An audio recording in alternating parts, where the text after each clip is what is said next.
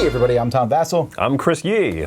And I struggle every year at Thanksgiving time to find turkey stock. And I always end up using chicken stock, and it really bugs me. I'm sorry about your loss. But whenever I go there, I see tons of different stock on the shelf of the different things. I'm like, I should use this more than just stuffing time. And then I never do. But vegetable stock is the name of this game, and that was my long, convoluted way of getting around to it. Well done, Tom. It's also about a stock market, and more importantly, has nothing to do with point salad. The cards will look remarkably like point salad, these little cute little veggies and stuff, but don't let that fool you. It's a small game that's just a deck of cards, and it plays super quick. And it has vegetables, so I could see immediately people say like, oh, they got a point salad. It's very different. Well, as different as a small card game can be from another small card game. Mm-hmm. And Chris will show you.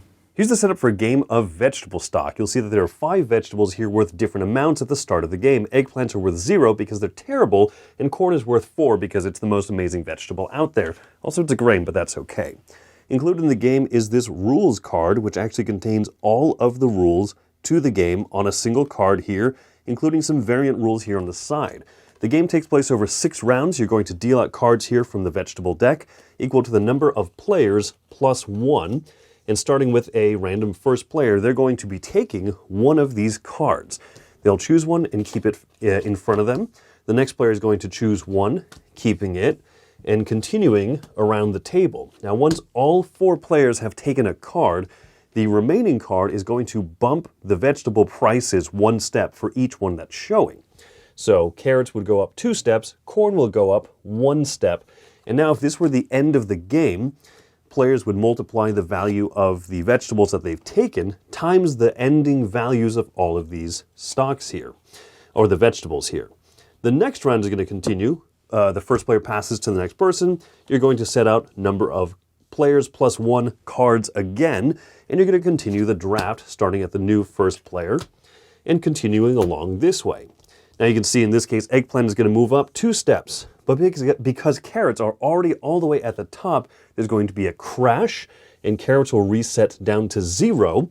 However, they can continue to climb back up over the course of the game. So this is why the end game scoring is going to fluctuate and matter depending on where they actually end. You'll multiply out your hand of 6 cards at the end of 6 rounds times these values. Now, I mentioned there are a few variants in here. One of the things you'll notice that there is a dynamic market site on the back where there are only 4 steps instead of 5, and so it's going to see crashes more easily, and you can play with all of these if you so desire. And there's 2 little promo cards. The sun sets out an extra card so that 2 cards will be left over so that more dynamism and changes happen. And the typhoon is going to make it so that even if a card would move up at the end of a round, there will be no crashes. Little promo cards that were included. So there you go. That's how you play vegetable stock. I don't like the box. I never like these hanging boxes with the cards in them that you've split the deck and put in. I hate this, but we're going to put it in one of our cases anyway. I don't like the artwork that much because it's very generic. And that's it. I like everything else. I agree, Tom. I first looked at it and I thought, oh, got a point salad. But it's almost like point salad in the sense of deck of cards and quick play. But if you like cut the play time in 1/3 and had less setup. Yes, and I'm telling you, okay, so I played this. There's a lot of good things. It scales really well, first of all. Mm-hmm. Really happy with how it scales. But I was, just recently, some people pulled this out. I'm like, hey, I can teach you the game. I taught the game in just a few minutes, walked away before they even played. That's true. You know they're not going to mess it up. Because you can't. There's so few rules. It's so easy to play. So all that stuff's positive from just usability perspective. But what about the actual game? I tend to like games. One of my favorite types of drafts, I guess you could call it, right, is the open draft with the stuff on the table, and whatever thing is left over has an effect. Yes. I think that's a great mechanism, whether it's dice drafting or card drafting or anything. I've seen plenty of games do this, and this implements it very simply. I can't emphasize how simple the game is. The rules are on one card, front and back. And really, not even at the end when you're at your scores, yeah, some people are going to use a calculator, but It's pretty simple. This game reminds me a lot of a very popular game called Loco/Quandary, Botswana. There's a lot of versions of that game.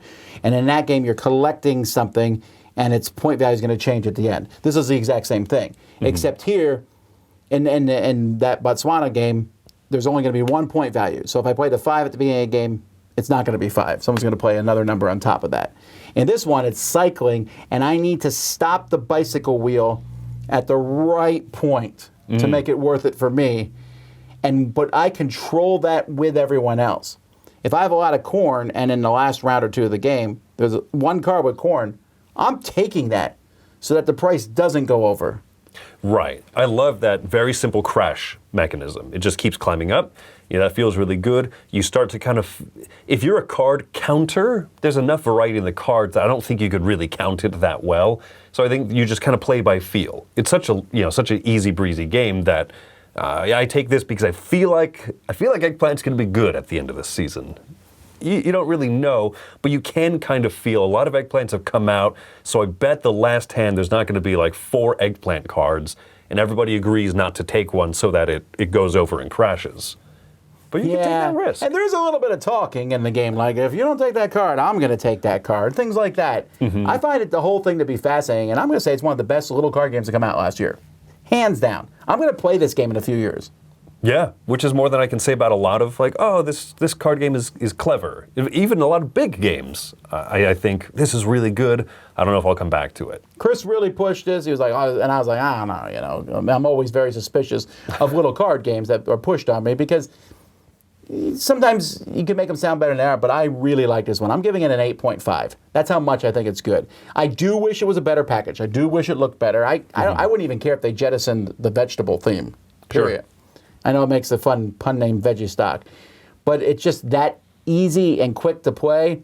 I can't imagine this one won't be picked up and brought over. It's that fun. I really hope it is. I really hope that it's, because it's from Taiwan Board Game Design and a company I never heard of called Good Game.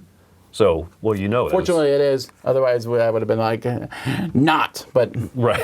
But I'm giving this one a 9. I keep dropping the box. I love this one. This is a game that stands out to me in a potentially crowded market because it's just so fun and so fast.